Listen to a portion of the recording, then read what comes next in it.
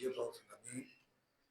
أما بعد فأعوذ بالله السميع العليم من الشيطان الرجيم. بسم الله الرحمن الرحيم. ولو أننا نزلنا إليهم الملائكة وكلمهم الموتى وحشرنا عليهم كل شيء قبلا ما كانوا ليؤمنوا إلا أن يشاء الله ولكن أكثرهم يجهلون. صدق الله مولانا العظيم. عزیزان گرامی،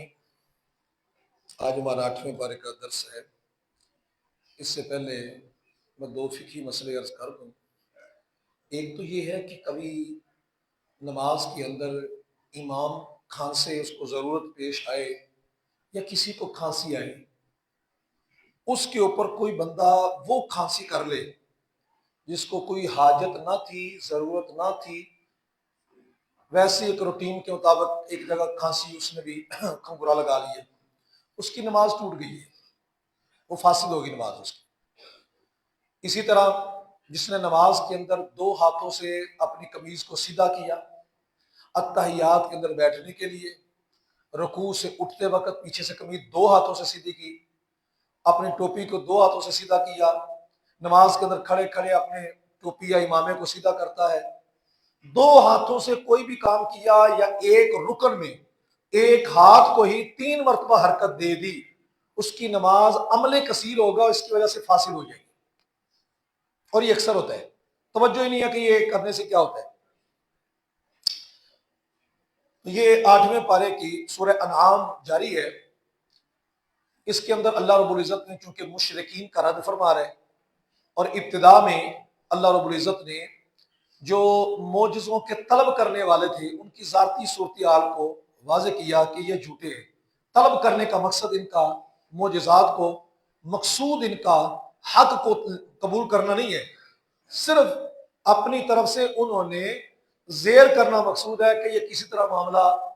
رفع دفع ہو جائے، ہم یہ کہہ سکیں کہ یہ نبی ثابت نہیں کر سکے۔ تو اس کے اندر اللہ نے فرمایا کہ اگر ہم ان کی طرف فرشتے اتارتے، ان کا مطالبہ تھا کہ فرشتے آتے، آ کے وہ کتاب لے کر آتے، ہم آنکھوں سے دیکھتے کہ فرشتے آ رہے، پھر ہم نے ماننا تھا۔ تو ایمان بالغیب تو نہ رہا، اور مردے اٹھ کر ہم سے باتیں کرتے اور ہم ہر چیز کے سامنے اٹھا لاتے۔ تو اللہ فرماتا ہے کہ یہ ایمان لانے والے نہیں ہیں۔ ایمان لانے والا وہی ہے الا ان یشاء اللہ، جس کا جو اللہ چاہے۔ اب 2 باتیں ہیں عقیدے کے والے سے۔ تقدیر کا مسئلہ اسے یہاں پر ڈسکس ہوتا ہے۔ مسئلہ تقدیر یہ ہے کہ ہم نے جو کرنا تھا اللہ وہ جانتا تھا، اللہ وہ جانتا ہے، اللہ وہ جانتا رہے گا۔ ہم نے فلانے موقع پر فلاں وقت پر یہ کرنا تھا، اللہ جانتا تھا، اس نے لوح محفوظ میں لکھ دیا۔ وہ لوح محفوظ کے اندر لکھنے کی وجہ سے ہم مجبور نہیں ہوئے۔ لوح محفوظ میں جو لکھا گیا اس لکھنے کی وجہ سے مجبور نہیں۔ ہم نے جو کرنا تھا، ہماری مٹی نے، ہمارے خمیر نے جو کرنا تھا اللہ وہ جانتا تھا، وہ جانتے ہوئے کو لکھ دیا۔ اس لکھنے کی وجہ سے ہم نہیں کر رہے، ہم نے جو کرنا تھا اللہ نے وہ لکھا ہے۔ ایک تو بات یہ، اور دوسرا تقدیر کے والے سے یہ سمجھ لیں کہ جو کچھ ہوتا ہے اللہ کے ارادہ، اللہ کے فعل، اللہ کی مشیت کے مطابق ہوتا ہے۔ تو اب بندے نے جو نیکی کرنی تھی اللہ کے ارادے سے ہے، جو برائی کرنی تھی اللہ کے ارادے اور مشیت سے ہے۔ پر اس کا یہ مطلب نہیں کہ اللہ نے ارادہ کیا ہمارے کفر کا تو ہم کفر کر رہے ہیں، اللہ نے ارادہ کیا ایمان کا تو ہم ایمان کر رہے ہیں۔ نہیں، نیکی اس لیے نہیں کر رہے کہ اللہ نے ارادہ کیا ہے تو کر رہے، ہم نے نیکی کرنی تھی، اللہ جانتا تھا، اللہ کا ارادہ اس کے ساتھ متعلق ہو گیا۔ ہمیں اختیار ہے، ہم چاہے ابھی اٹھ کر درس چھوڑ کر چلے جائیں، ہمیں اختیار ہے بیٹھے رہیں، کچھ نہیں ہوتا یار، سن لیں۔ ہمیں اختیار ہے روزہ رکھا ہوا اس کو نبھائیں، ہمیں اختیار ہے روزہ توڑنے کا، نیکی اور بدی ہم خود سمجھ رہے ہیں۔ تو ہم نے جو کرنا تھا اللہ کا ارادہ اسی کے ساتھ متعلق ہو گیا۔ نیکی کا ہے تو نیکی کے ساتھ، بدی کا ہے تو بدی کے ساتھ متعلق ہو گیا۔ یعنی اللہ ایک قوت دیتا ہے، بندہ ارادہ کرتا ہے، اس ارادے کے ساتھ اللہ کا ارادہ متعلق ہو جاتا ہے، پھر جزا اور سزا بندے نے جو اپنی طاقت استعمال کی ہوتی ہے، بندے نے اپنا فعل، اپنا ارادہ، اپنی قوت جو استعمال کی ہوتی ہے اس کے مطابق آتی ہے، اسی کے مطابق جزا آتی ہے، اسی کے مطابق سزا آتی ہے۔ تو ہم نے جو کرنا تھا حاصل یہ ہوا، ہم نے جو کرنا تھا اللہ وہ جانتا تھا، جانتا ہے، جانتا رہے گا، وہ لوح محفوظ میں لکھ دیا گیا، تقدیر میں اسی طرح لکھ دیا گیا کہ یہ فلاں وقت ایسا کرے گا۔ تو اس لکھے ہوئے کی وجہ سے ہم مجبور نہیں ہیں، بلکہ ہم نے جو کرنا تھا اللہ نے اپنے علم ازلی کے مطابق جان لیا کہ یہ کرے گا، وہ لکھ دیا، اور جو لکھ دیا ہے اس کے مطابق اللہ کا ارادہ شامل حال ہوتا رہے گا۔ یہ ہے یہ تقدیر کا مسئلہ۔ علم کلام کے اوپر اس کے اوپر کو 5-6 صفحے شرح قاعدہ نسبیہ میں چلتے ہیں جو میں آپ کو خلاصتاً بتا دوں۔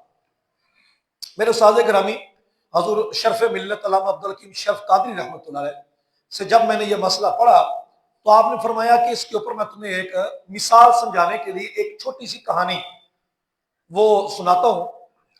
تو کہتے ہیں جب میں نے یہ سوال اپنے استاد گرامی علامہ عطا محمد بندیالوی رحمۃ اللہ سے کیا تھا تو انہوں نے مجھے کہا تھا کہ میں نے اپنے استاد گرامی علامہ یار محمد بندیالوی سے جب کیا تھا تو انہوں نے مجھے یہی سنایا تھا، میں تمہیں بھی وہی سنا رہا ہوں۔ مثال کے طور پر کہانی ہے۔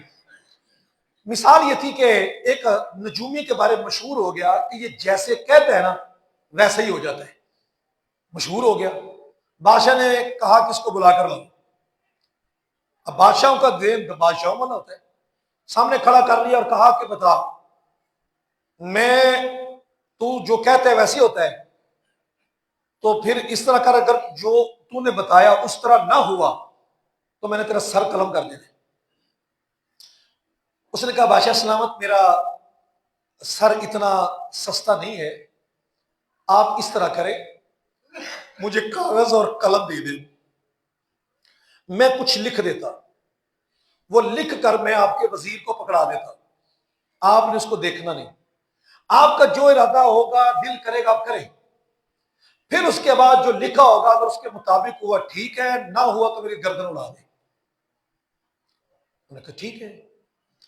اس نے لکھ کر کاغذ وزیر کو پکڑا دیا۔ بادشاہ محل میں بیٹھا ہے، تخت پر بیٹھا ہے، تو کہتا ہے جو یہ محل کی بغلی دیوار ہے اس کو توڑ دو۔ لوگوں کے خواب و خیال میں بھی یہ تھا کہ یہ محل کی دیوار توڑے گا۔ محل کی دیوار توڑ دی گئی، تو توڑنے کے بعد بادشاہ ادھر کھڑا ہو کر کہنے لگا لاؤ کاغذ دو۔ کاغذ کے اوپر لکھا تھا کہ بادشاہ اپنے محل کی بغلی دیوار کو توڑ کر کھڑے ہوں گے۔ صاحب فرمانے لگے یہ نجومی سچا ہے جھوٹا ہے، واقعہ سچا ہے جھوٹا ہے، صرف سمجھانے کے لیے کہ جو لکھ دیا ہے اس پر مجبور نہیں ہوا، جو وہ کرنے والا تھا اس نے وہ لکھا۔ تو یہ تو مخلوق کے اندر کی مثال بنائی گئی ہے، خالق کی مثال اس سے کہیں اعلی ہے۔ ہم نے جو کرنا تھا اللہ نے تقدیر میں لوح محفوظ میں وہ لکھ دیا، اب ہم اس لکھے ہوئے پر مجبور نہیں ہیں، بلکہ جو ہم نے کرنا تھا اللہ نے وہ لکھ دیا ہے۔ پھر ایک ہوتی ہے تقدیر معلق، ایک ہوتی ہے تقدیر مبرم، ایک ہوتی ہے تقدیر شبہ مبرم۔ معلق تقدیر یہ بھی اللہ نے لکھا ہوتا ہے کہ اس کا لکھا ایسا ہے، اس کے حق میں دعا ہوگی، صدقہ ہوگا، نیکی ہوگی، یہ مصیبت اس کی ٹل جائے گی یا یہ کام ٹل جائے گا، پھر ایسے ہو جائے گا۔ وہ جو ہو جائے گا نا وہ اللہ جانتا ہے، جو نہیں ٹلے گا، جو اللہ نے لکھ دیا، جو فیصلہ ہے زندگی کا، موت کا، رزق کا، یہ اللہ نے فیصلہ کر دیا ہے، یہ ہے مبرم، یہ نہیں ٹلتا۔ جو ہم کہتے ہیں تقدیر دعا سے ٹل جاتی ہے، وہ تقدیر مبرم نہیں ہوتی، وہ تقدیر معلق ہوتی ہے۔ پھر ایک تقدیر وہ ہوتی ہے جو بظاہر ولی کامل نظر لگاتا ہے تو پتہ چلتا ہے کہ یہ ٹلنے والی نہیں، لیکن حقیقت میں وہ ٹلنے والی ہوتی ہے۔ جیسے کہ حضور غوث پاک نے قصیدہ غوثیہ میں فرمایا کہ میں اللہ سے اس مسئلے کے اندر بھی التجا کی انتہا کرتا ہوں، یا بعضوں نے ترجمہ کیا جھگڑتا ہوں، یہ مناسب نہیں ہوتا، میں اللہ کی بارگاہ میں التجاؤں کی انتہا کرتا ہوں اس تقدیر کے بارے میں جو نہیں ٹلنے والی ہوتی، تو وہ تقدیر مبرم نہیں ہے، وہ تقدیر شبہ مبرم ہے کہ عام ولی کی نگاہ میں وہ ٹلنے والی نہیں ہے، لیکن جو ولی کامل اکمل ہے اس کی نگاہ وہاں تک پہنچتی ہے، وہ دیکھ لیتا ہے کہ یہ ارادہ اللہ کے اس بارے میں کیا ہے، تو اس کو کہتے ہیں تقدیر مبرم، جو ارادہ کلیئر ہو چکا ہوتا ہے، نیچے لکھا ہوتا ہے کہ یہ اس کا ایسا لکھا ہے، ہر ایک کی نظر ولی کی وہاں تک جاتی ہے، لیکن ولی اکمل مقام قطب الارشاد خواجہ و داتا و غوث کی نظر ہو تو اس کی نظر اوپر تک جاتی ہے، اس لیے وہ التجاؤں کی انتہا کرتے ہیں، دعا کرتے ہیں، مسئلہ حل ہو جاتا ہے۔ تو یہ ہوتی ہے شبہ مبرم۔ شبہ مبرم بھی حقیقت میں معلق ہی ہوتی ہے۔ تو یہ مختلف حدیثوں کا اکٹھا کر کے نتیجہ نکلتا ہے کہ دعاؤں سے مسئلے کا حل ہو جانا، بھی جو جس طرح لکھا ہے اسی طرح ہی ہوگا، تو جو جس طرح لکھا ہے وہ اسی طرح ہی ہو، اسے کہیں گے مبرم، اور جو جس طرح لکھا ہوا ہے اس سے ہٹ جائے تو وہ ہوگا معلق، جو دعاؤں سے ٹل جاتا ہے، بدل جاتا ہے۔ مسئلہ سمجھ آ گیا؟ اس کے آگے اللہ رب العزت نے یہ فرمایا کہ ہم نے ہر نبی کے لیے انسان اور جنات کے شیطان دشمن کر دیے، وَكَذَلِكَ جَعَلْنَا لِكُلِّ نَبِيٍّ عَدُوًّا شَيَاطِينَ الْإِنسِ وَالْجِنِّ،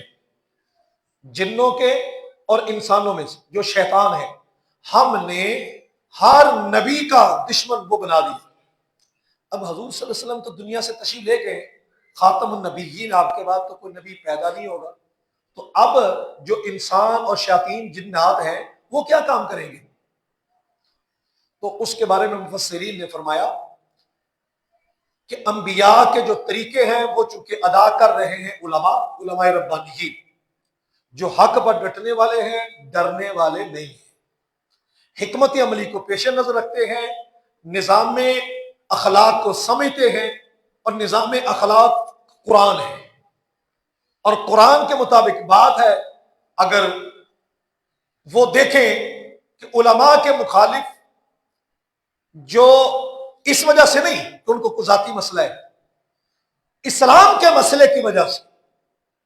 دین کے مسئلے کی وجہ سے اگر وہ مخالفت ہے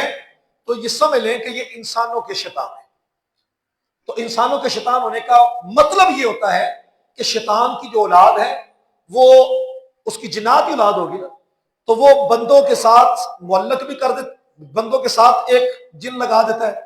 اور جو جنات ہیں ان کے ساتھ بھی لگا دیتا ہے، یعنی شیطان کی جو اولاد ہے یہ ہیوی ہے، جنات پر بھی انسانوں پر بھی۔ انسانوں کو وسوسہ دینے والے بھی شیطانوں کی اولاد میں سے ہیں، اور جنات کو وسوسہ دینے والے بھی شیطانوں کی اولاد سے ہیں۔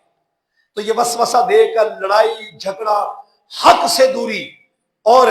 جو دشمنی پیدا کرنی، یہ انہی کا طریقہ کار ہوتا ہے، اسی میں سے آتا ہے۔ تو علماء کی مخالفت اگر دین کے اعتبار سے ہو تو یہ وہی ہے، اور یہ قیامت تک سلسلہ چلتا رہے گا۔ اور اگر کوئی ذاتی طور پر لڑائی ہے، ایسا مسئلہ ہے، اس کا نہیں ہے، وہ علماء کے پر سے کوئی ذاتی اختلاف رکھتا ہے، ذاتی مسئلہ ہے، اس کا معاملہ نہیں۔ دین کے اعتبار سے اگر کوئی مخالفت کرتا ہے تو پھر اس کا یہ معاملہ بنے گا۔ اس لیے خام کا کسی کو کافر کہہ دینا، علم عالم دین کی توہین کفر ہے، اس وجہ سے کفر ہے جب علم کا اعتبار ہو اور علم کے مسئلے کی وجہ سے اس کی توہین کرتا ہو، کہ تو نے یہ حق کیوں بیان کیا، یہ شراب حرام ہے تو نے کیوں بیان کی ہے، یہ حق جو ہے حق وراثت ہے، یا کسی کا جو حق ہے وہ دینے کے اعتبار سے یہ حق ہمسائیگی ہے، یا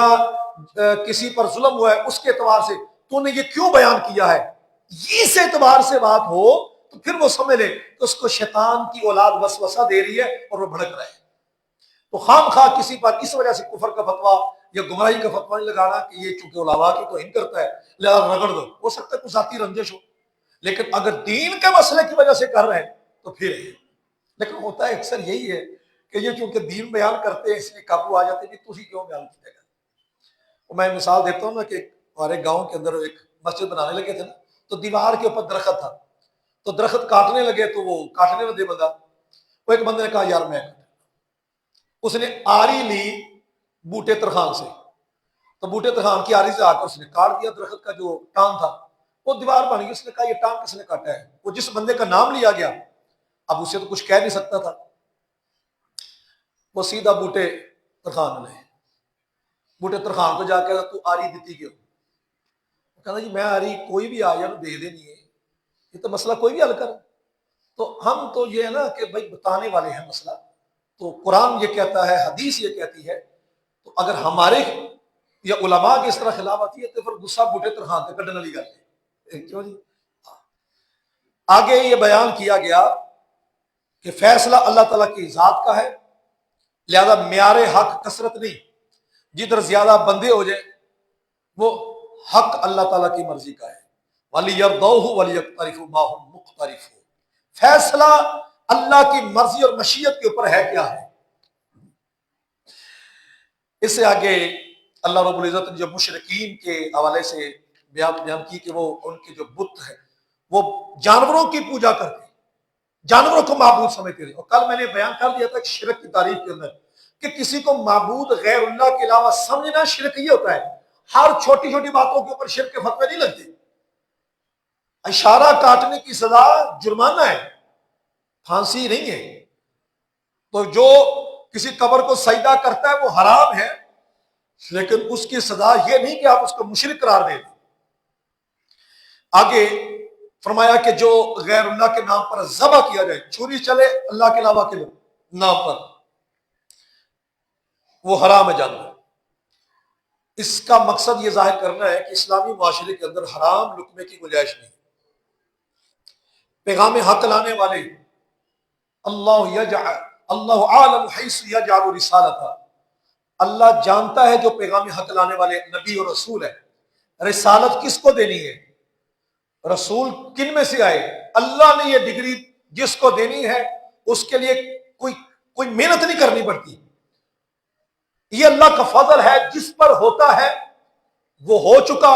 اب حضور کے بعد کسی نبی نے پیدا، اب مرزا قادیانی یہ کہے کہ نبوت ایک فضل ہے اور فضل اللہ فرماتا رہے گا کہ بھئی یہ اللہ کا فضل ہے، پر جس پر ہونا تھا وہ اللہ نے فیصلہ کر دیا کہ وہ خاتم النبیین آخری نبی ہے، اب حضور کے بعد کوئی نبی، یہ نبوت والا جو فضل تھا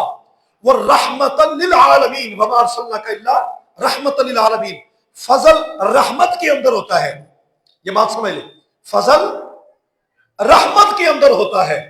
اور رحمت للعالمین حضور آ گئے، اب حضور کے بعد کوئی نبی نہیں ہے، اس واسطے یہ والا فضل جو ہے اب یہ ختم ہو چکا ہے۔ خام خواہ حصے دار بننے کی کوشش نہ کی جائے، خدمت میں رہیں، خدمت فضل میں رہیں، علماء آتے رہیں گے، قیامت تک آتے رہیں گے، اللہ ان کی قبروں پر رحمت فرماتا رہے گا۔ جب بات سمجھ آ گئی نا، آپ نے سنا ہوگا نا یہ جلسہ دستار فضیلت، دستار فضیلت کا جلسہ، جلسہ دستار شرف نہیں کہتے، جلسہ دستار فضیلت، وَعَلَّمَكَ مَا لَمْ تَكُنْ تَعْلَمْ وَكَانَ فَضْلُ اللَّهِ عَلَيْكَ عَظِيمًا، محبوب اللہ نے آپ کو دھیرے دھیرے علم سکھا دیا انتہا تک، اور یہ اللہ کا آپ پر فضل ہے، تو جب علم کی انتہا ہوتی ہے تو فضل کا لفظ بولا جاتا ہے، اور فضل رحمت کے نیچے ہے۔ علم کی طرف کون آتا ہے؟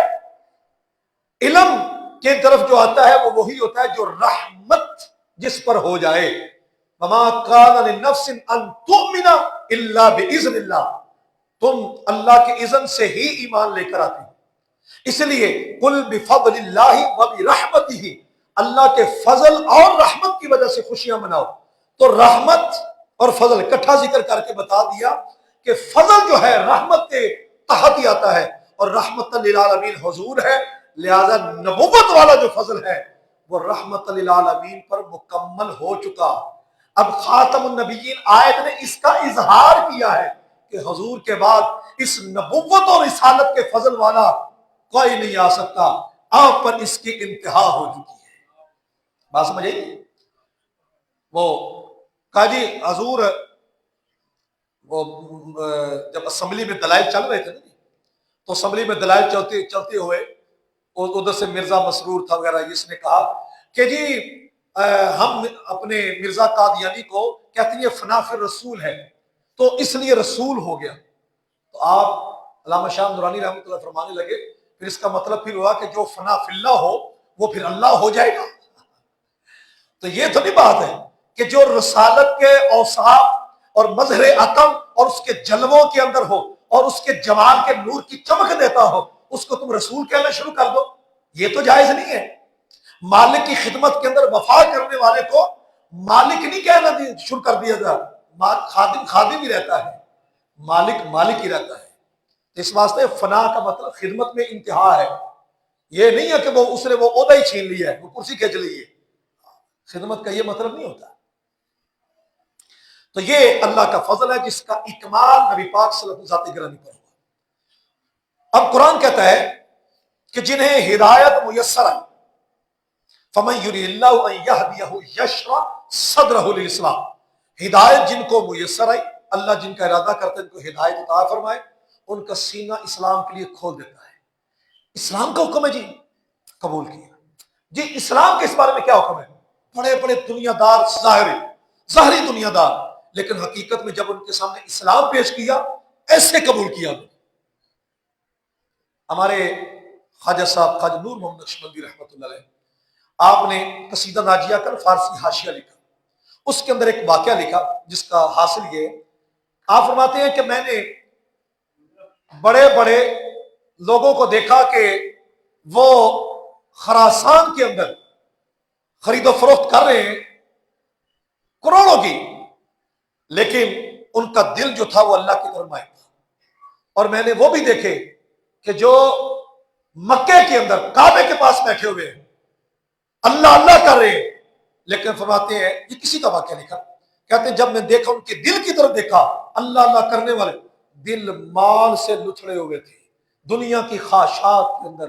ویلیوں کے اندر، عزت و حب جاہ کے اندر، مرتبہ کہاں سے ملے گا، شہرت کہاں سے ملے گی، ہماری کرسی کیسے بچے گی، یہ ساری چیزیں وہاں دیکھی۔ اس واسطے میں نے اپنی زندگی کے اندر دیکھا کہ جن کو بظاہر دنیا دار کہا جاتا ہے، بڑے بڑے امیر، لیکن جب ان کے سامنے اسلام پیش کیا گیا تو کانپنا شروع ہو گیا، جی اسی ہے، وہ اللہ معاف کر جی، توبہ جی، انشاءاللہ آئندہ پرہیز کریں، عمل کرنے والے، اذان دے کر خوشی محسوس کرنے والے۔ اور جو بظاہر لبادہ علماء میں، اور جب کوئی مسئلہ بتایا گیا یا حقیقت سے آشنا کیا گیا، نہیں جی ہمارے پاس یہ بھی دلائل ہے، یہ بھی دلائل ہے، کیا حق کے خلاف کوئی دلائل ہوتے ہیں؟ حق وہی ہے جو قرآن اور حدیث میں پیارے مصطفیٰ لے آئے، اس کے بعد بات ختم ہے۔ ہمارا معیار کیا ہونا چاہیے؟ ہمارا معیار کہ اسلام کیا کہتے ہیں ہمیں وہ بتائیں۔ مسلمان ہونے کے ناطے اٹھتے بیٹھتے ہمارا معیار یہ ہو، یار ہندوؤں کی آپ جو اسمبلی ہے اس کے اندر دیکھ لیں، اس کے اندر ہندوؤں کا جو لباس ہے، سکھوں کے اندر دیکھ لیں ان کی کالج یونیورسٹی کے اندر جو لباس ہے، انہیں بدلا لباس، انہوں نے اپنا اتنا لباس مضبوط کیا۔ اگر ہر مسلمان امامہ شریف پہننے والا ہوتا نا جی تو آپ کو چلان والا مسئلہ نہ رہتا۔ سکھوں نے اپنا لباس وہی رکھا، انہوں نے کہا یہ ہمارا مسئلہ ہے، ہم نہیں لگ اتار سکتے اپنے وہ جو بھی سال پر پگڑی سی باندھتے، تو انہوں نے کہا ٹھیک ہے آپ کا مسئلہ حل کر دیں۔ تو چونکہ ہمارے مسلمانوں کا وہ مکمل طور پر مزاج نہیں تھا، انہوں نے کہا کوئی پہنتا کوئی نہیں پہنتا، کوئی ننگے سارے کوئی ٹوپی والا، یعنی اپنے ہی لباس کے متعلق ہی ہم اپنے مختلف ہوتے گئے جو سنت لباس ہے۔ تو اس واسطے ہمارا جو طرہ امتیاز ہے وہ یہ ہونا چاہیے کہ ہم اپنے اسلام کو کتنا کہتے ہیں کہ عزت دیتے ہیں، توقیر دیتے ہیں۔ جب ہم نے ذاتی نہیں ماننا تو اسلامی قانون کا نفاذ جی زندہ باد ہونا چاہیے، تو پہلے خود چیک کرنا چاہیے گھروں کے اندر کتنا ہے، پھر اس کے بعد جب مکمل طلب ہو جائے گی اللہ خود بخود نظام لے آئے گا۔ پھر کوشش نہیں کرنی پڑے گی، پھر روڈوں پر نکلنا نہیں پڑے گا۔ ہر گھر کے اندر جب اسلام کا نظام ہوگا، بچوں کو عبادت کے لیے اٹھایا جائے گا، ذکر و اذکار کے لیے اٹھایا جائے گا، بیٹیاں با پردہ اور با حیا ہو جائیں گی، اسلام آ گیا۔ اور اسلام کیسے آنا ہے؟ ایسے ہی آنا ہے، ڈانگ سوٹے سے نہیں چلایا جائے گا، اپنی تربیت ہمیں ایسی کرنی ہوگی، جب ہو جائے گی پھر نظام چلتا جائے گا، پھر ہلکا پھلکا تھوڑا وہ بھی ہو جائے گا، لیکن ذاتی طور پر اپنے آپ کو مضبوط یوں کرے گا۔ قرآن کہتا ہے یشرح صدرہ للاسلام، اس کا سینہ ہم اسلام کے لیے کھول دیتے ہیں،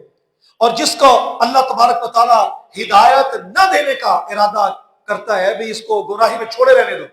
یجعل صدرہ ضیقا حرجا، اس کا سینہ شرعی مسئلہ سن رہا ہوتا ہے کہ ایسے چین بچی ہو رہا ہوتا ہے، اور چھوڑے جی یہ بات، ہم جو بات کرتے ہیں یہ معاشرت اور معاشرے اور حالات کے پیش نظر بات کر رہے ہیں، آپ یہ چھوڑیں، ٹھیک ہے یہ مسئلہ بھی، مسئلہ تو ٹھیک ہے، یہ کیا ہو رہا ہے؟ یہ مسئلہ یہ قرآن بتا رہا ہے یہ کیا ہو رہا ہے کہ تمہارا سینہ تنگ ہو گیا ہے، کأنما یصعد فی السماء، یہ سینہ اس طرح تنگ ہو رہا ہے کہ جیسے آسمان میں اوپر چڑھے، ہوا کم ہو، آکسیجن کم ہو تو اس کا سانس اس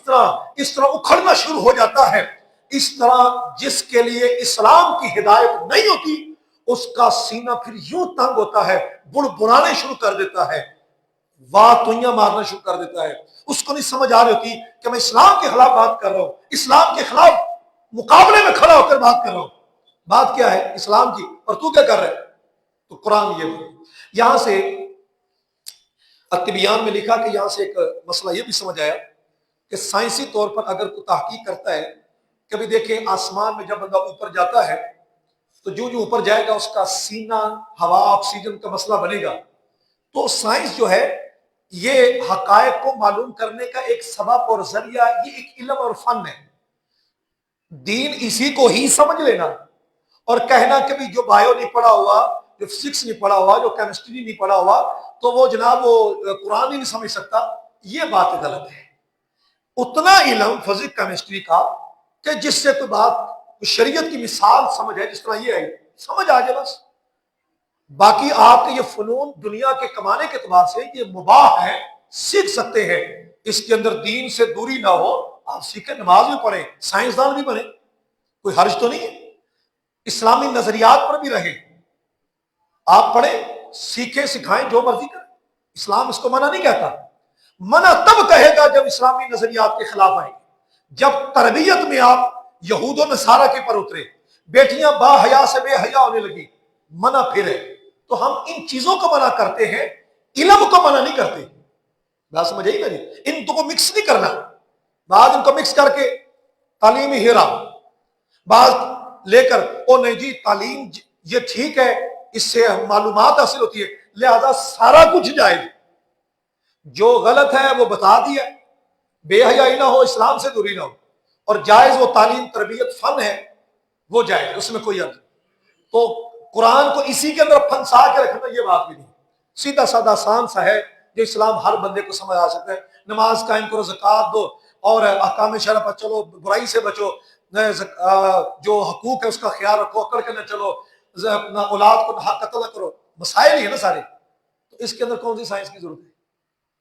یہ ہر ایک کو سمجھ آ جاتی ہے، نہیں جی علماء چونکہ بایو نہیں پڑھے تو اس کا یہ مسئلہ نہیں آتا، ایسے خام خواہ عوام کو بھی پریشان نہیں کرنا چاہیے کہ دین پتہ نہیں کتنا مشکل ہے، یہ دین سائنس نہ پڑھی تو پھر پتہ کی ہو جائے، حضرت صاحب بچیاں کو سائنس ہی پڑھاؤ، ٹھیک ہے جی، پھر کی ہوئے گا؟ تمہارے شعبہ جات کے اندر جو میتھ کا ٹیچر ہے وہ انگلش کی طرف نہیں جاتا، انگلش والا ٹیچر میتھ کی طرف نہیں آتا،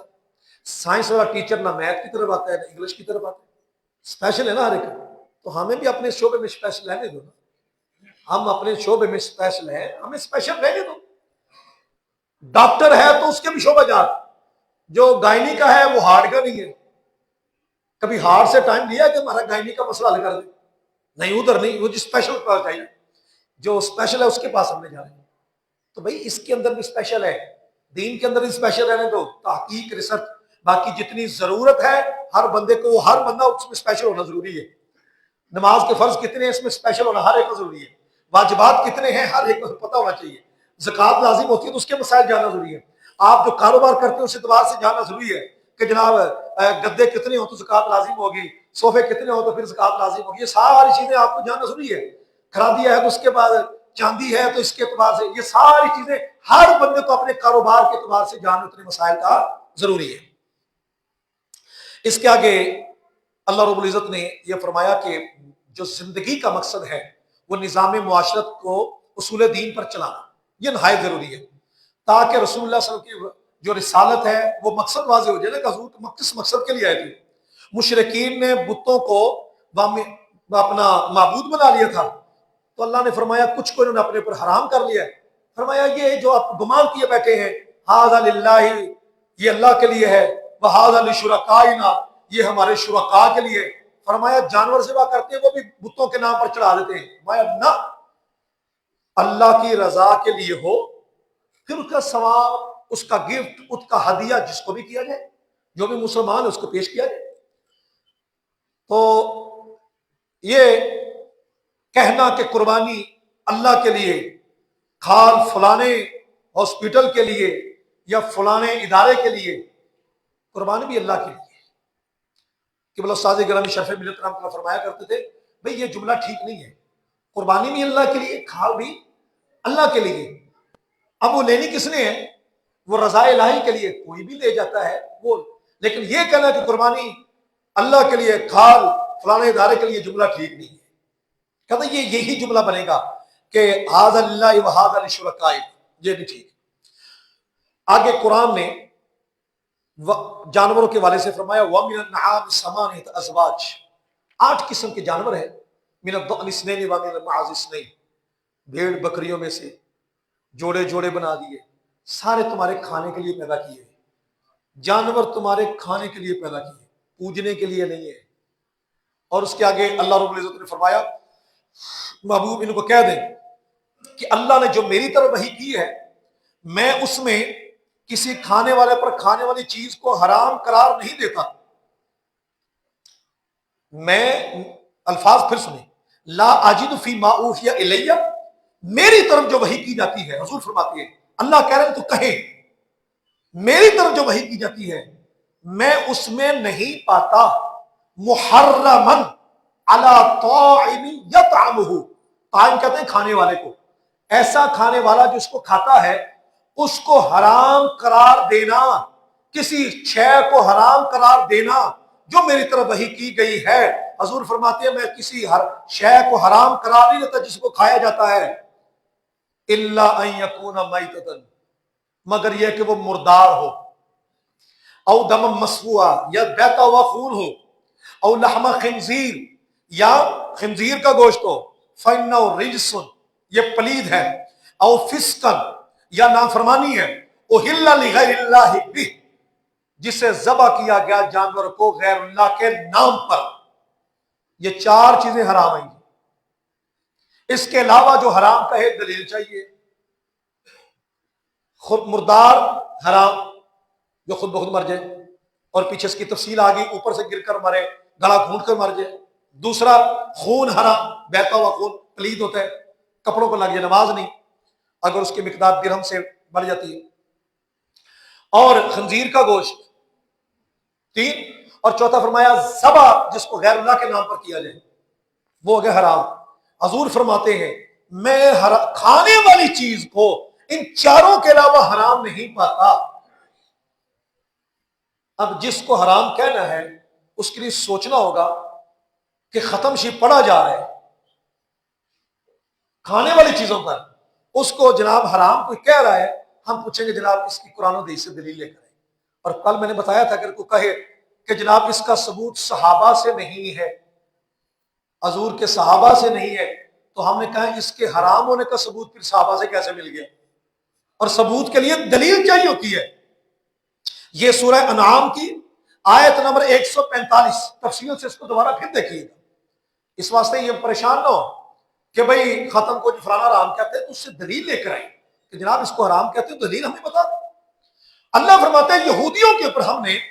ہر ناخن والا جانور حرام کیا تھا، گائے اور بکری کی چربی ہم نے ان کے اوپر حرام کر دی تھی، مگر ان کی پیٹھ میں لگی ہو وہ کہا یہ تمہارے لیے جائز ہے، آنکھ کی ہڈی سے ملی ہو، تو یہ چیزیں ان کے لیے حرام کی گئی تھی، امت مسلمہ کے لیے یہ سب جائز رکھ دیا گیا ہے۔ ٹھیک ہے، اس کے آگے اللہ رب العزت نے کچھ احکام بھی ارشاد فرمائے کہ اپنے بچوں کو، ایک تو فرمایا گیا کہ شرک نہیں کرنا، دوسرا فرمایا والدین کے ساتھ حسن سلوک رکھنا ہے، تیسرا فرمایا گیا کہ اپنے بچوں کو رزق کی کمی کی وجہ سے قتل نہیں کرنا، منصوبہ بندی نس بندی نہیں کرنا۔ اللہ فرماتا ہے ہم نے تمہیں بھی رزق دیا ان کو بھی دیں گے، تو بھی بے سر و سامان آیا تھا، تیرے تو بدن پر کپڑے بھی نہیں تھے،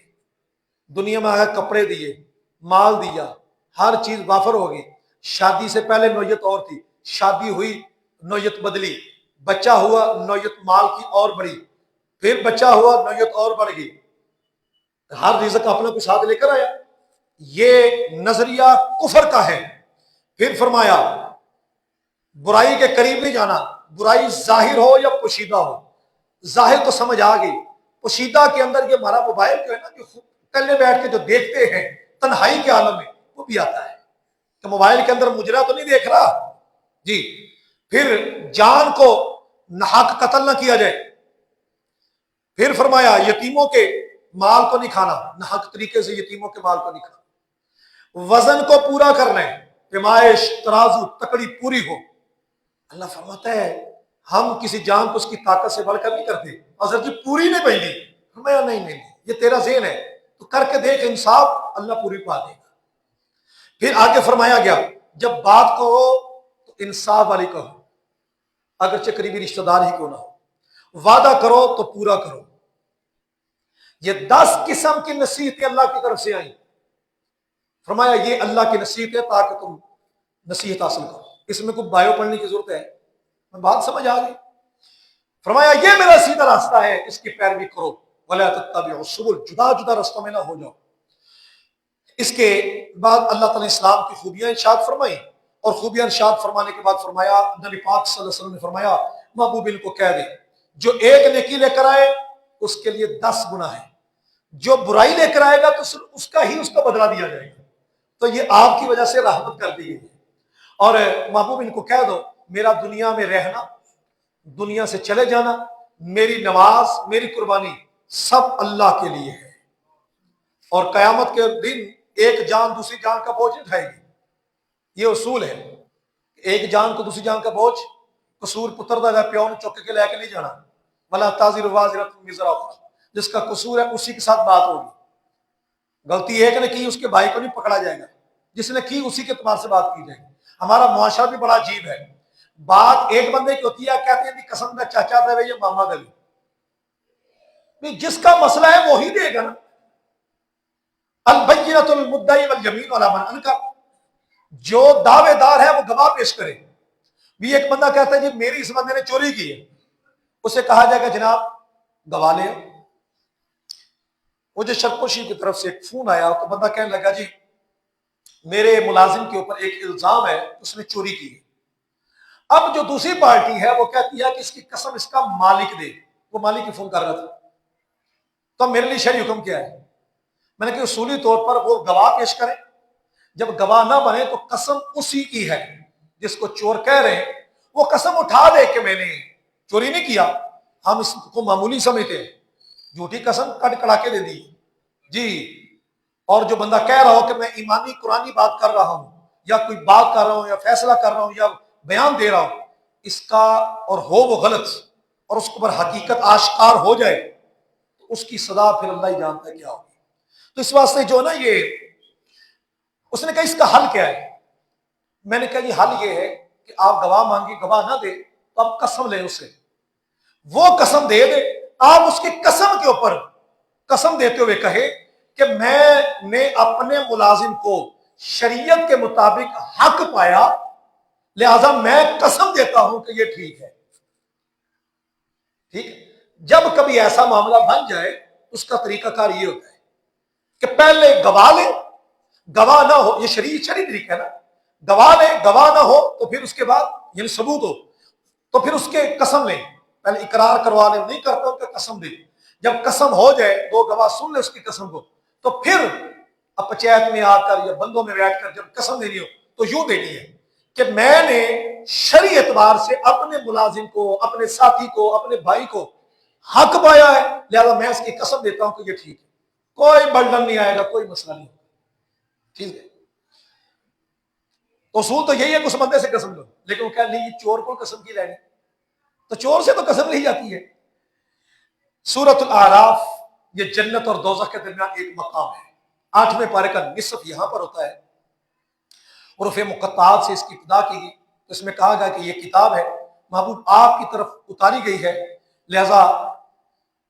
تمہارا جی اس سے نہ رکے، محبوب جس طرح آپ تبلیغ کر رہے ہیں، ڈر سنا رہے ہیں، سناتے رہے، لتنذر بہ وذکریٰ للمؤمنین، یہ مومنوں کے لیے نصیحت ہے۔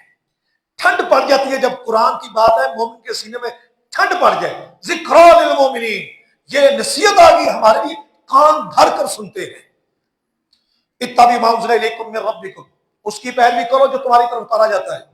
اے مومنو جو محبوب کی طرف اتارا جا رہا ہے اس کی پیروی کرو، اور اللہ کے علاوہ چھوڑ کر خام خواہ دیگر حاکموں کو نہ اپناؤ۔ ولا تتبعوا من دونه اولیاء، جس کا ترجمہ اعلیٰ حضرت فرماتے ہیں اسے چھوڑ کر اور حاکموں کے پیچھے نہ جاؤ، حکم صرف اللہ کا ہے اور قرآن کا ہے جو مصطفیٰ نے کہہ دیا۔ قیامت کے روز ترازو لگائے جائیں گے، ترازو برحق ہے۔ عقیدہ اہل سنت یہ ہے کہ قیامت کے روز ترازو لگے گا،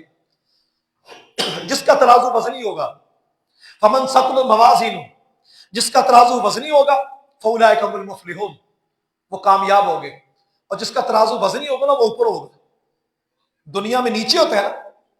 وہاں جس کا ترازو وزنی ہوگا وہ اوپر ہو جائے گا، کامیاب ہو گیا جی۔ جس کا ترازو ہلکا ہوگا وہ نیچے ہو جائے گا۔ اور اس کے بعد اللہ رب العزت نے یہ ساری گفتگو کرنے کے بعد قرآن کی اور ترازو کی، اب ترازو میں اعمال کیسے تولیں گے یہ اللہ ہی بہتر جانتے ہیں۔ یا تو ان اعمال کو جسم دے دیا جائے گا، یا وہ اعمال لکھے ہوں گے کاغذوں کے اوپر تب تولے جائیں گے، یا اللہ قادر ہے کہ بغیر وزن، بغیر جسم دیے، بغیر کاغذوں کے لکھے ان اعمال کا وزن فرما دے۔ اللہ قادر اس بات، ہم باتوں کا وزن کر سکتے ہیں،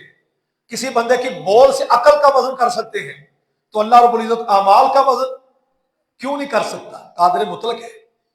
اگلا بندہ بڑا وجود رکھتا ہو لیکن کو بات کرے گا سمجھ آ جائے گا کہ حضرت کیا ہے سینہ پاک میں چھپا ہوا راز، بولے ہیں تو گل کھلا دیجیے، تو یہ سمجھ آ جاتی ہے بات۔ اللہ فرماتا ہے کہ ہم نے محبوب خلقناکم، ہم نے تمہیں پیدا کیا، ثم صورناکم، اے انسان، پھر ہم نے تمہیں صورت دی، حسین صورت، پھر ملائکہ کو کہا سجدہ کرو آدم کو، سب نے سجدہ کیا مگر ابلیس سجدہ نہ کیا۔ اللہ نے فرمایا او ابلیس تو نے سجدہ کیوں نہیں کیا؟ کہنے لگا انا خیر من، میں اس سے بہتر ہوں۔ کیوں تو کیوں بہتر ہے؟ اللہ نے پوچھا بھی نہیں، فوراً دلیل دے دی، خلقتنی من نار وخلقتہ من طین، تو نے مجھے آگ سے پیدا کیا، اس کو مٹی سے پیدا کیا ہے۔ بندے کہتے ہیں بات یہ دلیل سے ہوتی ہے، جو دلیل دے بات اس کی مانی جاتی ہے۔ قرآن کہتا ہے یہ نہیں ہے، شیطان سے دلیل مانگی بھی نہیں، فوراً دے دی۔ ہر جگہ دلیل سے نہیں بات ہوتی،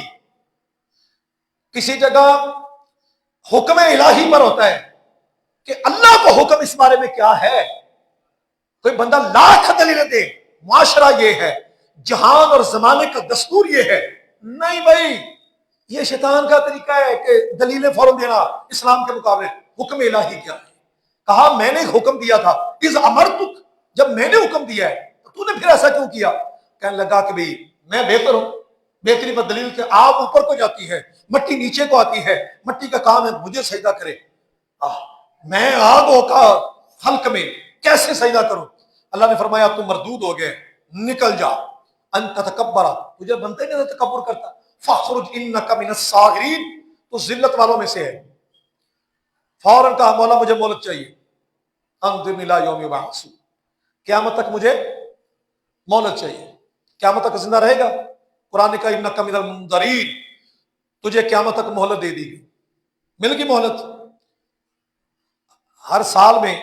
رمضان آتا ہے کہ نہیں؟ رمضان کے اندر شیطان کو مہلت ہوتی ہے کہ نہیں؟ یہ ایک سوال ہے کہ اگر شیطان کو رمضان کے اندر مہلت ہے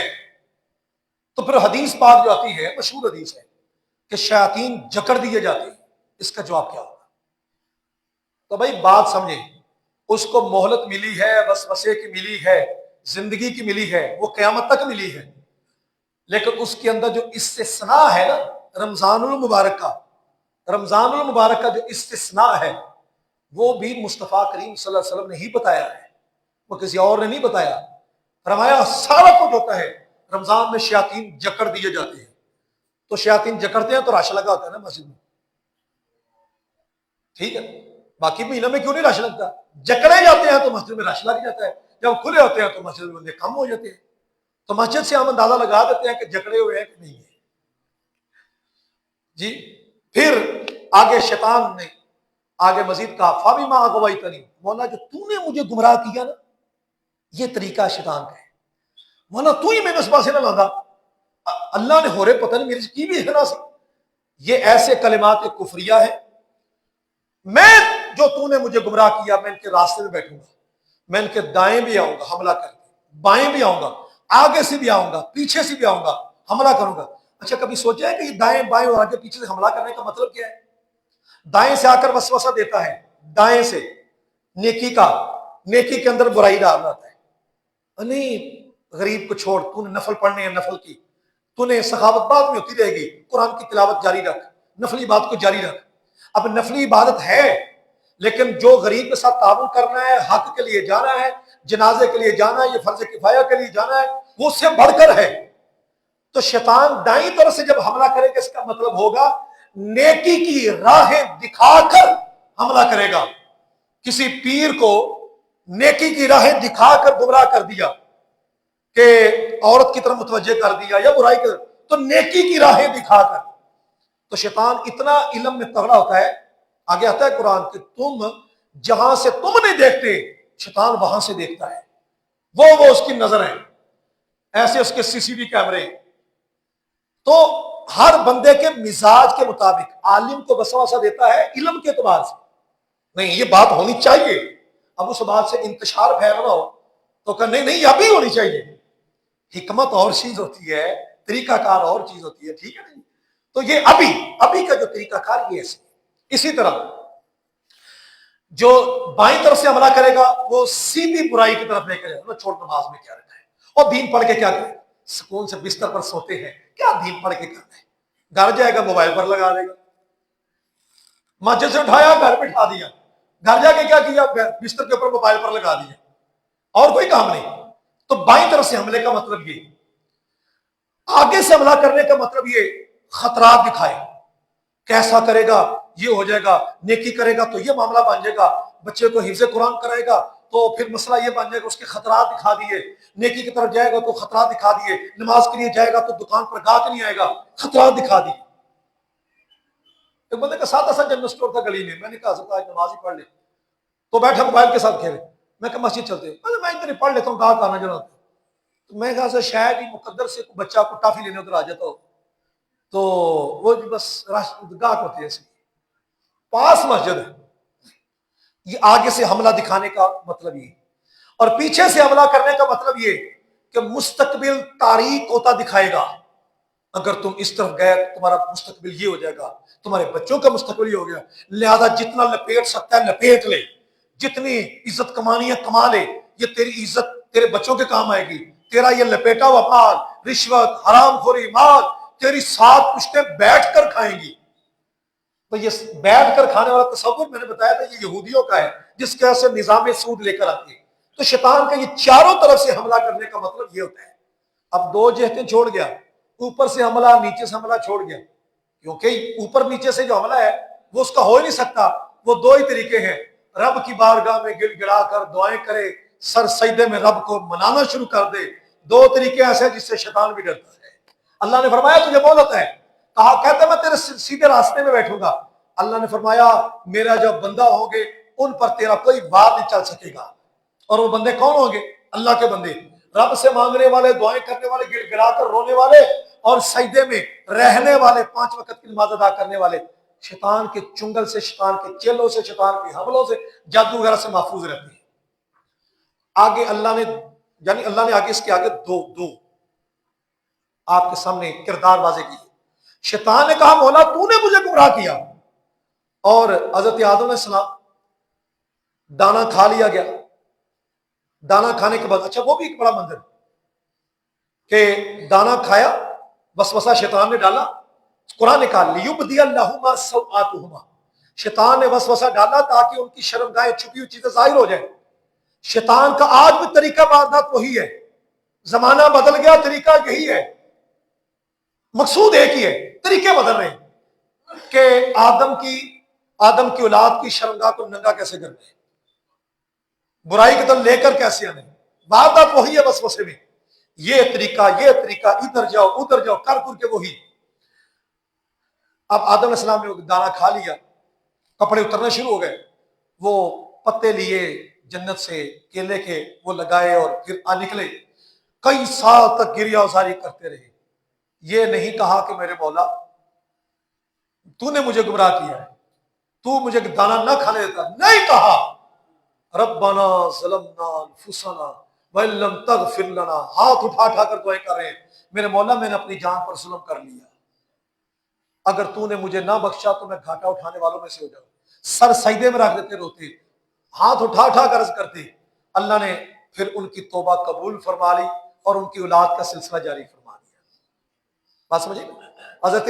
اما حوا جو تھی وہ جدہ یہاں اتری، اور آپ ہندوستان کی ایک پہاڑی پر، وہاں پر حضرت آدم علیہ السلام اترے، کئی عرصہ تک جدا رہے، روتے رہے، اللہ کی بارگاہ میں گریہ زاری کرتے رہے۔ پھر آتا ہے مستدرک الحاکم میں کہ آپ نے پھر ایک روز اللہ کی بارگاہ میں عرض کی، میرے مولا میں تجھے تیرے پیارے بندے محمد کا واسطہ دے کر کہتا ہوں میری توبہ قبول فرما لے۔ اللہ نے توبہ قبول فرما لی اور ساتھ کہا، اے آدم تجھے کیسے پتا چلا؟ کہا یا الہی جب تو نے میرے اندر روح پھونکی تھی، میری آنکھ کھلی تھی تو میں نے تیرے عرش کے پائے پر لکھا دیکھا تھا لا الہ الا اللہ محمد رسول اللہ، میں نے سمجھا کہ تیرے نام کے ساتھ جو نام جڑا ہوا ہے وہ تجھے بڑا ہی کو پیارا ہوگا، میں نے یاد کر لیا تھا۔ نام تو یاد کرنے آدم علیہ السلام کو علم دیا گیا تھا نا، سارے نام یاد کر لیے گئے،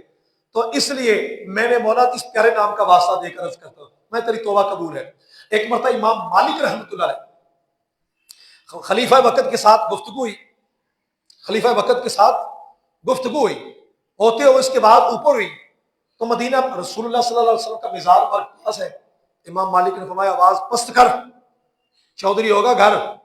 خلیفہ ہوگا اپنی جگہ، حضور کا روزہ ہے، آواز پست کر۔ وہ کہنے لگا یہ حکم حضور کے حیات ظاہرہ میں نہیں تھا؟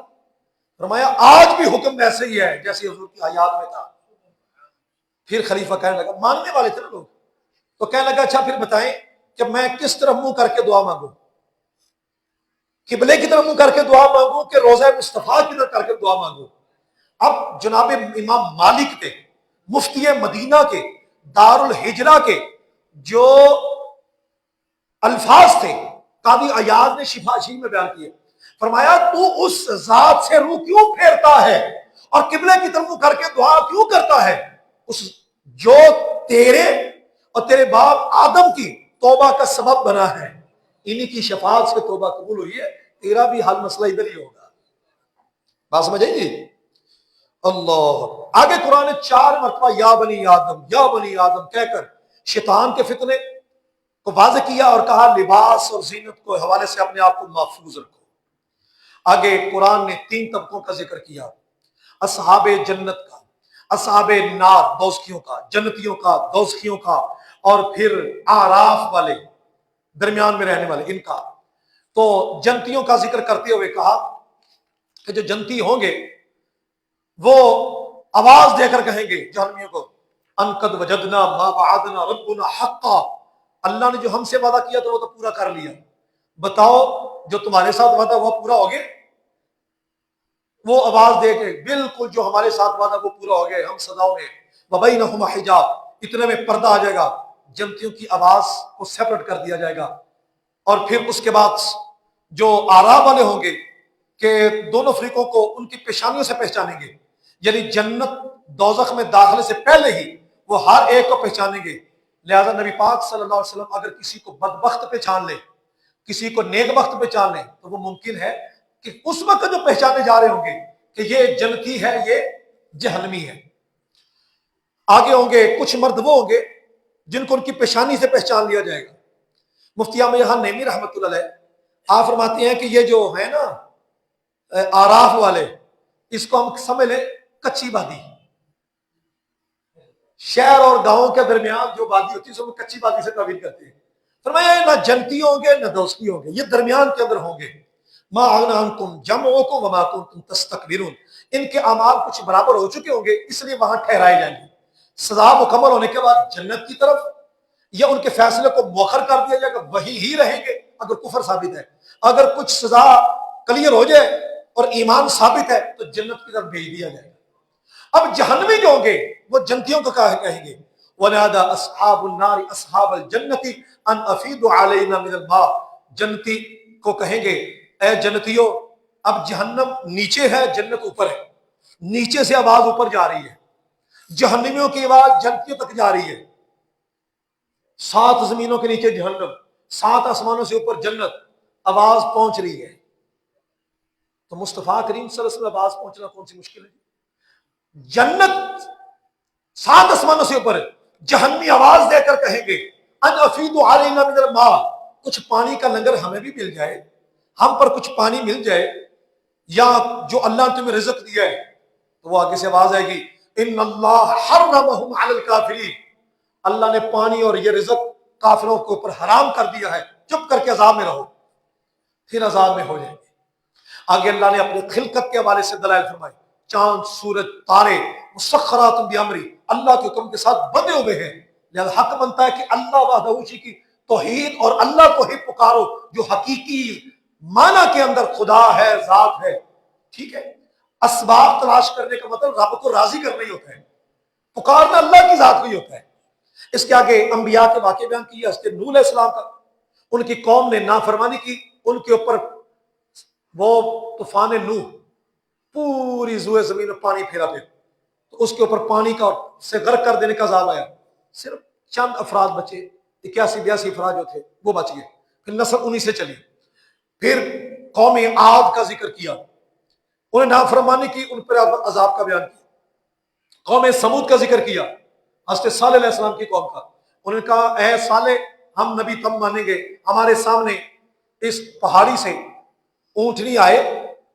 وہ اونٹنی پریگنٹ ہو، ہمارے سامنے وہ بچہ جنے، ہمارے سامنے ثابت جو، اور ہم مان جائیں گے کہ واقعی آپ نبی ہیں۔ اونٹنی سے، پہاڑ سے اونٹنی برآمد ہو، آپ نے فرمایا ہو جائے گا، لیکن اگر نافرمانی کی تو عذاب بھی آئے گا۔ تو انہوں نے کہا کتنے ہونا ہے، لے آؤ جی۔ ایسے پہاڑ کو حرکت ہوئی، جس طرح ایک واقعی کیفیت ہونے لگی ہے، وہ پہاڑ پھٹا، اونٹنی برآمد ہوئی، اس نے سب کے سامنے آ کر بچے کو جنم دیا۔ اونٹنی تو کافی بڑی تھی، پہاڑ سے جو نمودار ہو رہی ہے۔ پھر حکم آیا کہ بھئی اب فرما برداری کرو، ایک دن پانی کا اس کا ہوگا، دوسرا دن پانی کا اس کا ہوگا۔ چند بندوں نے صلاح بنائی کہ اونٹنی کی کونچے کاٹ دیں، فَعَقَرُوهَا فَأَصْبَحُوا نَادِمِينَ، انہوں نے مل کر اونٹنی کی کونچے کاٹ دی۔ نافرمانی کی انسان کا معجزہ بڑا لو۔ اب بزرگوں کا دربار جب اکھیڑے ہوتے نا، لا جی بابا ہوگا ہاں تے اپنے آپ میں بچا لینا۔ رب کی جب سزا آنی ہوتی ہے، مقدر برباد ہونے ہوتے ہیں، نسلیں برباد ہونی ہوتی ہے، ایمان برباد ہونا ہوتا ہے، تو پھر یہ ہوتا ہے۔ رب کا معجزہ تھا کہ نہیں اونٹنی، اس کی کونچے کاٹی گئی کہ نہیں، تو پھر وہاں پر وہ یہی جملے کس رہے تھے، وہ بڑا بڑا رب کا معجزہ بنیا پھردا ہے، کونچا کٹ دی، اونٹنی فوت ہوگی۔ تو جی دربار ٹہ گیا، حضرت صاحب دیکھو وہاں پر کرامت ہونی چاہیے تھی کہ نہیں؟ اور بھائی اللہ کا جو معجزہ ہے وہاں پر معجزے کی بقا کی بات ہونی چاہیے تھی کہ نہیں؟ جو جواب وہاں ہے وہی جواب یہاں ہے۔ کیوں جی؟ اس لیے پریشانی والی بات نہیں، رب اس سے اگلے فیصلے کیا کرتے وہ دیکھو۔ فَكَذَّبُوهُ فَعَقَرُوهَا، انہیں جٹایا اور کونچے کاٹی، فَدَمْدَمَ عَلَيْهِمْ رَبُّهُمْ بِذَنبٍ فَسَوَّاهَا، پھر رب کا عذاب پھر آیا پھر، اور ان کو اس طرح ملیا میٹ کر کے رکھ دیا۔ اللہ اللہ، کس طرح عذاب آیا ہوگا رب کا۔ قرآن نے جس طرح یہ منظر بیان کیا نا جی، اللہ اللہ فرماتے ہیں ان کے بڑے بڑے گھر تھے، بڑا سب کچھ تھا، لیکن جب عذاب آیا برباد کر دیے گئے۔ میں نے ایک آئی تھی تصویر آئی تھی صرف ان کی کہ پرانی قوم کی جو برباد ہوئی، ان کے ایک سر نمودار یعنی کھوپڑی ملی ہے، تو جو کھوپڑی نکالنے والے تھے نا، ان کے قد کے برابر سے ان کی سر کی کھوپڑی تھی، اتنے جوان تھے بڑے بڑے، اور ان کے آج بھی بڑے بڑے کوئی قلعے کی تصویریں آتی ہیں تو پتہ چلتا ہے پتہ نہیں کیا اونچی پہاڑ کاٹ کاٹ کر بغیر جوڑ کے بلڈنگیں بناتے تھے، اتنا طاقتور سب کچھ، لیکن جب رب کے نبی کی توہین کی، قوم نوح نے نوح علیہ السلام کی توہین کی، قوم عاد نے جناب قوم عاد نے اپنے نبی کی جب توہین کی عذاب آیا، قوم صالح علیہ السلام کی توہین کی عذاب آ گیا، قوم شعیب نے حضرت شعیب علیہ السلام کی توہین کی عذاب آ گیا، قوم لوط ہم جنس پرستی کرتے تھے منع کیا گیا، جب روکا گیا باز نہ عذاب آ گیا۔ اللہ کا عذاب پھر یوں ہوتا ہے جب پیاروں کی نافرمانی کی گئی تو قوم عاد نے حضرت ہود علیہ السلام کی توہین کی، بربادی ہوئی کہ نہیں؟ تو بتانا یہ چاہتے ہیں اللہ کہ رب کی جب بات نہ مانو، نافرمانی والا معاملہ بناتے ہو تو تمہیں سمجھانے کے لیے نبی آتے ہیں، جب تم نبی کی ہی توہین کر دیتے ہو تو عذاب آتے ہیں۔ مختلف عذاب بتانے کا مقصد یہ کہ جتنے عذاب پہلے نبیوں کی قوموں کو دیے گئے، اگر میرے نبی کی نا توہین بے ادبی کی تو سارے عذاب تم پر آ جائیں گے، اور ایک فرد جس نے یہ کام کیا ہے اس کی قبر کے اندر سارے عذاب اتار دیے جائیں گے، تاکہ پتہ چلے کہ سردار انبیاء کی بے ادبی اور توہین کرنے والا ہے۔ اس کے لیے یہاں بھی پناہ نہیں، وہاں بھی پناہ نہیں۔ واخر دعوانا الحمدللہ۔